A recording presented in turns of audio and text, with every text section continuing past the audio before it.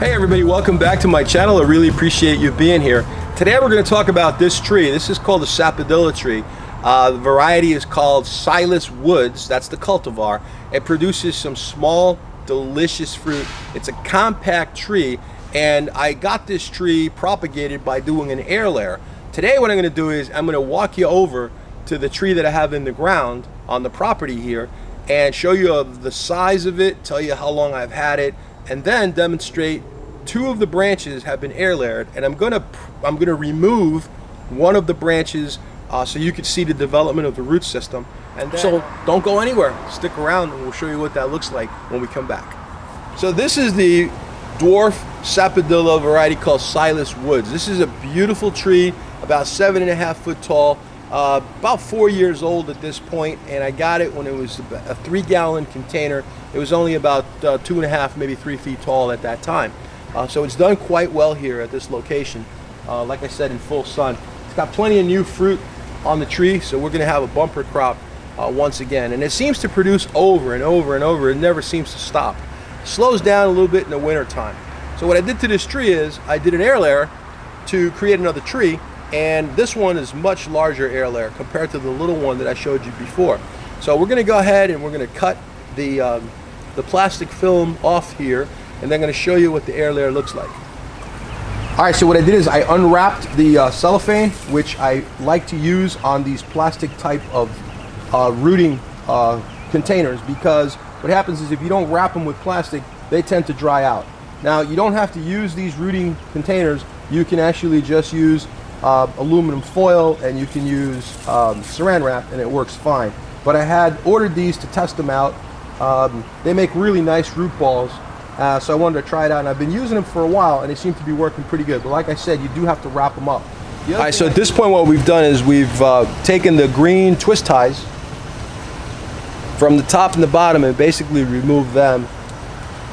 Then the next step is to make sure you remove the tape. So the tape has been peeled back. And then there's a there's a little clip right over here, and you just snap it open.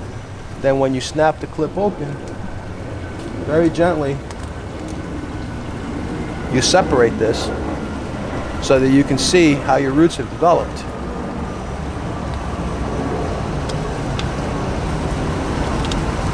And you have a pretty nice developed root ball there. And I can now go ahead and cut this off right here.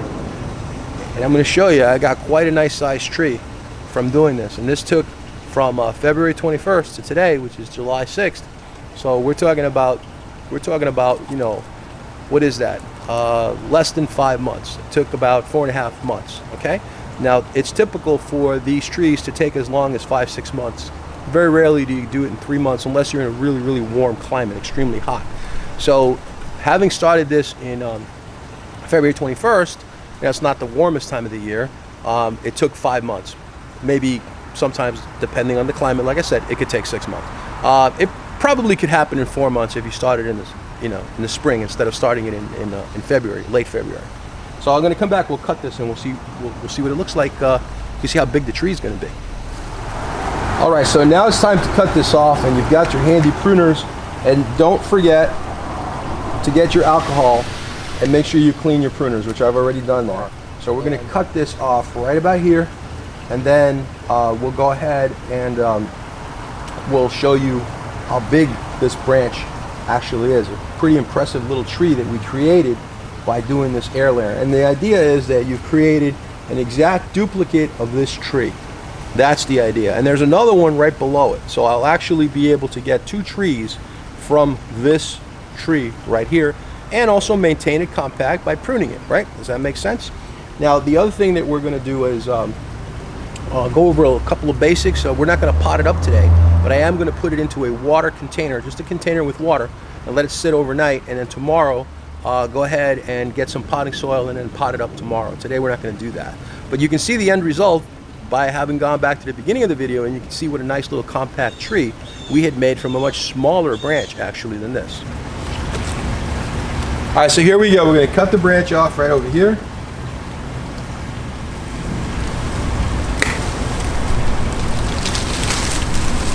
Look at the size of that tree we've got. Isn't that a beautiful little tree we have right there? And then we're going to prune this also, so we can give it one main leader with some small branches on the side. And now I'll take this and I'll put this in a container, and I'll show you what that looks like. I'll give you a better idea what the tree looks like. And then you also, if you look carefully here, the tree is loaded with flowers. Got flowers, flowers, flowers, flowers everywhere on this tree. All right, so here's our tree. It's in a container filled with water, so we can make sure that the sphagnum gets nice and moist. And then we've done a little bit of pruning. You can see I took off one very, very large branch coming off the side. I could have actually air layered this branch if I wanted to, and I could have made another tree. But you don't want to overdo it on small trees. You don't want to do that many air layers. So for the size of that tree, I figured, you know what, let's just make 2 air layers, and there's one other air layer on that tree, and I'll show you that one as well in just a minute. That one's probably ready. If this one was ready, that one's probably ready. But here's what the tree now, you can see the size of the tree. It's a beautiful little tree. This can go easily into a 3-gallon pot. It doesn't really need a lot of care except to put it in a shady spot. And oftentimes, we're going to go ahead, and what we'll do is we remove a lot of the leaves. We defoliate the majority of the leaves, because if you leave the tree loaded with leaves, what happens is there's a very good possibility that it's going to dry out on you, okay? Except, you know, during the rainy season, if it's in a pretty fairly shady area and the humidity is high, you should be okay.